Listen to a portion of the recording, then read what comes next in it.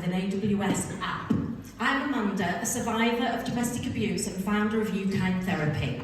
For survivors of trauma and domestic abuse, the hardest moments don't happen in short therapy sessions.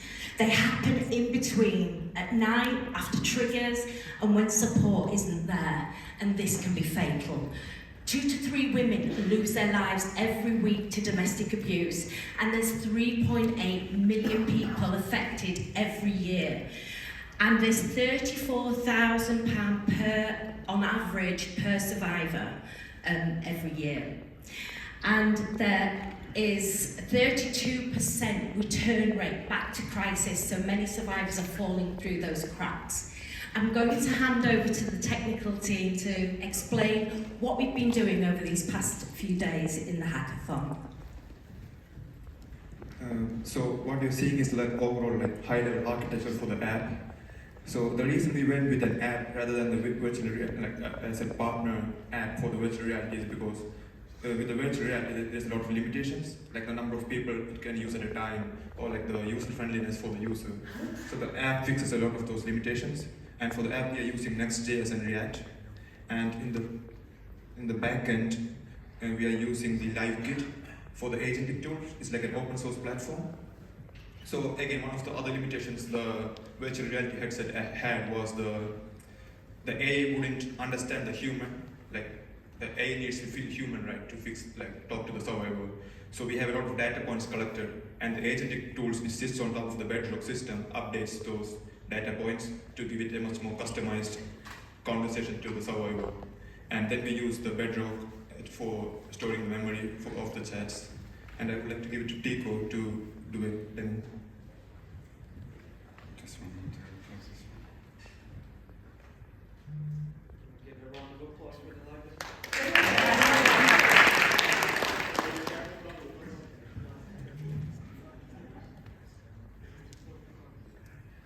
The demo was working 5 minutes ago, so if anything happened, it's not our issue. The whole idea is to create a portal. So we try to mimic actually what the charity website pattern colors is. So we did this as much as we can here. So we got 3 options. We can, is it okay? It's glitchy, okay. So we can go down here, we find that you can sign up, you can join, or you can sign in as a therapist, or as an admin, or as a patient. So we got the 3 options here. Everyone is going to different portal or different page. We want something that it is working long term, not for the hackathon only. So if, for example, if we log in as an admin,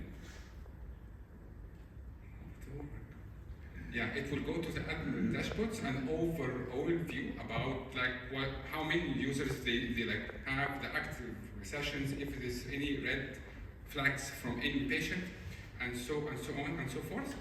So if we log out, the same for the therapist. So if we go down to the therapist part, if we log in as a therapist, also you will find out the same thing. So let's go for the patient, because this is the most important part here, where all the magic happens, hopefully.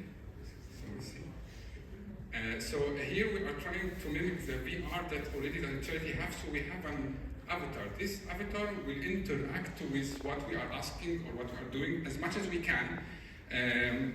Some enhancements can be made later on, but the choice is ours and our time. So you choose here which voice you want to talk with, male or a female, depends on what you want or what you like. And then we will start here and start to talk. Hello, Ali. How are you today? I'm feeling anxious and I need some help.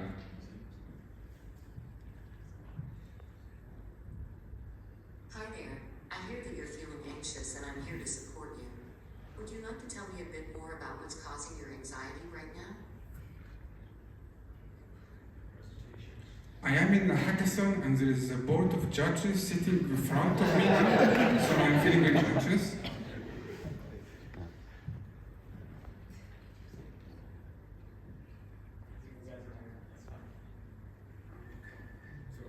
This way. Can you hear me now, please? Yeah. Okay. So we'll go for I will hand it over to the impact. Yeah. Thank you. So in terms of impact, well, firstly we wanted to broaden the reach and impact of the solution. So support and guidance and grounding tools will always be available on hand.